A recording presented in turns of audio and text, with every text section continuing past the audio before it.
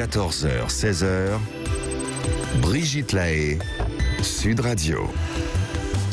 Toujours en compagnie de Philippe Breneau, on va continuer à vous donner des conseils, messieurs, pour que vos femmes aient du désir, comment les exciter. C'est notre sujet aujourd'hui. Je rappelle que Philippe Breneau est à la fois psychiatre, anthropologue, sexologue, auteur de nombreux ouvrages, dont le dernier, Pourquoi c'est si compliqué l'amour, aux éditions Les Arènes, et qui sort bientôt en poche à la fin du mois de juillet. On en reparlera bien sûr, évidemment.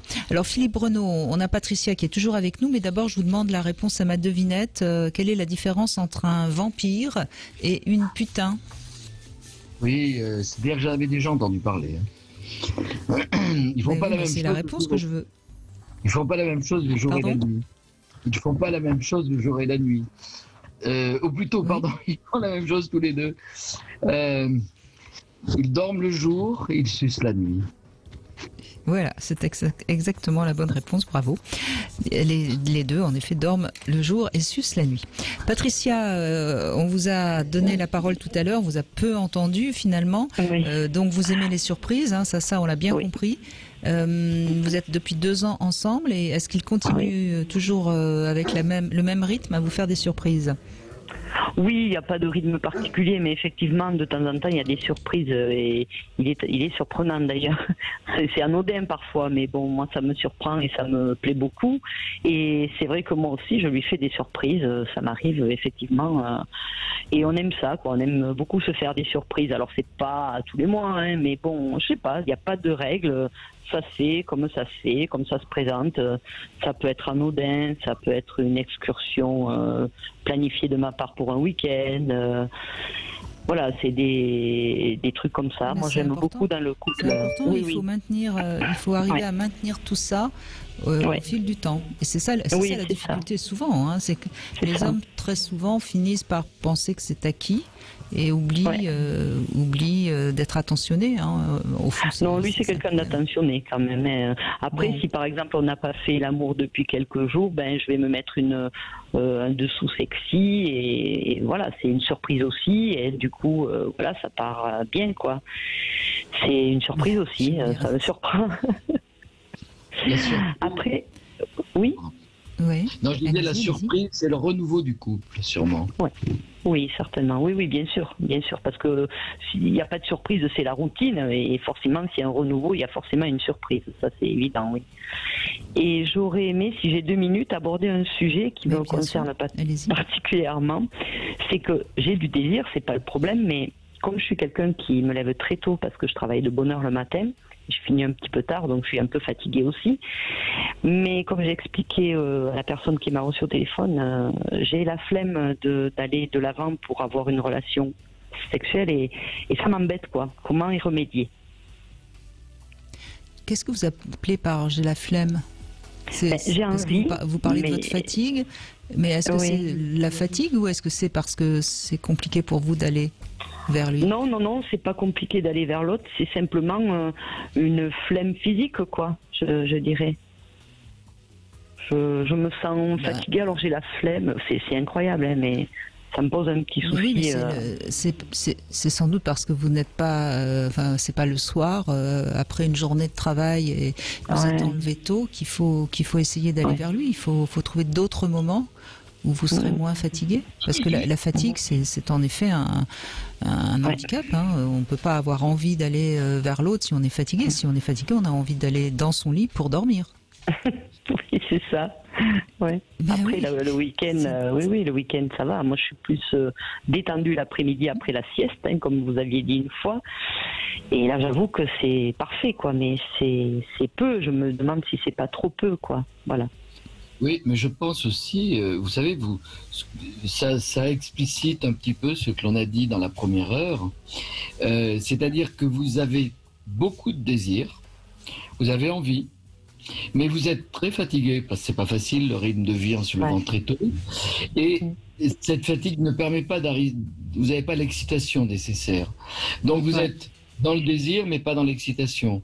Pour des raisons qui se comprennent complètement, parce que c'est pas facile d'avoir un rythme de travail intense et tôt le matin. Vous avez du désir et pas l'excitation, et ça permet bien de voir la différence. Vous avez du désir, vous n'avez pas l'excitation, et le week-end, il n'y a pas de doute. Vous avez des meilleures conditions, vous avez le désir et vous avez de l'excitation. Oui. C'est peut-être une bonne illustration de cette différence. Moi, je pense qu'il faut que vous acceptiez ça et que vous lui, et tout simplement que vous puissiez en communiquer avec lui. Peut-être qu'il le comprend et que ça va très bien. Oui, il le comprend. Oui, il le comprend. Mais c'est moi, je me dis, faudrait pas tomber dans cette routine de dire je suis fatiguée. Ben oui, c'est vrai, je suis fatiguée, mais ça m'embête aussi d'être fatiguée parce que j'ai peur ça fait partie de mes peurs de ne pas être assez, de ne pas le satisfaire assez, quoi. Voilà, c'est un petit peu ma crainte, je dirais. J'ai pas l'impression, mais bon, c'est juste moi, quoi. Non, mais c'est pour ça que c'est important que vous compreniez si c'est une crainte qui est justifiée ou pas, parce que peut-être que vous vous mettez la pression et ça c'est pas bon.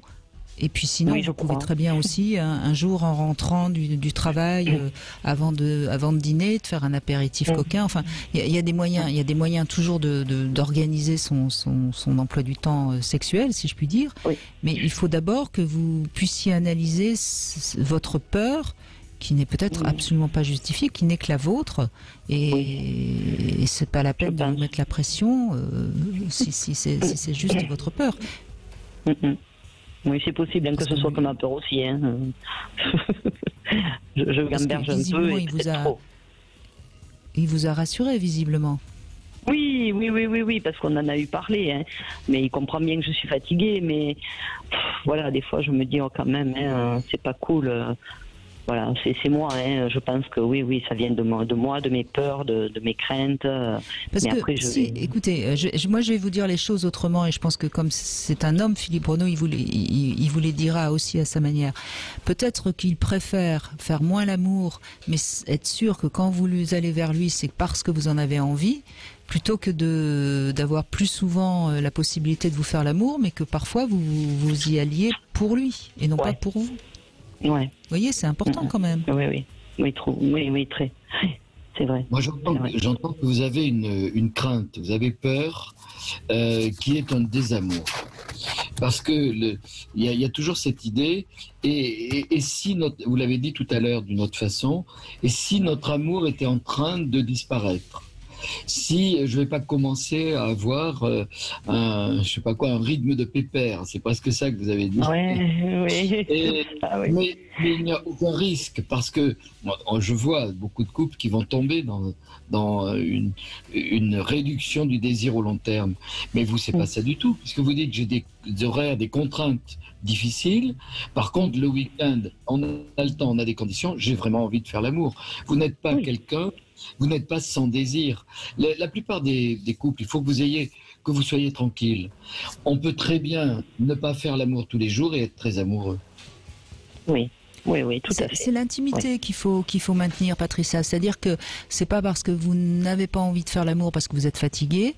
En revanche, vous pouvez être tendre avec lui et lui montrer à quel point, sur le plan charnel, vous êtes très proches l'un de l'autre. Oui. À condition évidemment qu'ils comprennent que ce soit de l'intimité, de la tendresse et non pas une demande sexuelle. Oui. Après, là aussi, il y a parfois des confusions entre les hommes et les femmes. Oui. Non. Après, on en joue là-dessus aussi. C'est pas... Bon, donc c'est très bien. Donc si vous maintenez une très très bonne intimité, mais reposez-vous, respectez votre désir, parce que c'est en faisant l'amour plusieurs fois sans réellement être excité que beaucoup de femmes finissent par perdre leur désir, et ça c'est dommage. C'est dommage d'en arriver là. Par peur de le perdre, vous perdriez votre désir. Vous imaginez, ça vaut pas le coup, hein. Ouais, tout à fait. Non, bien sûr. Il y a une grande règle en matière de sexualité, et je le dis à tous les auditeurs, c'est valable pour à peu près tout.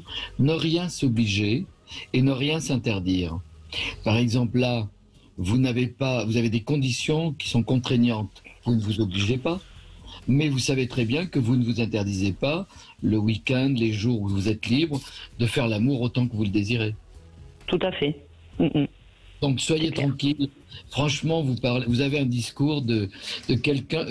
Je vois que votre crainte, enfin moi je l'ai entendu comme ça, c'est j'ai très peur que si on continuait comme ça, notre couple n'aille pas bien. Moi je vous rassure, vous avez le discours d'un couple qui va très bien.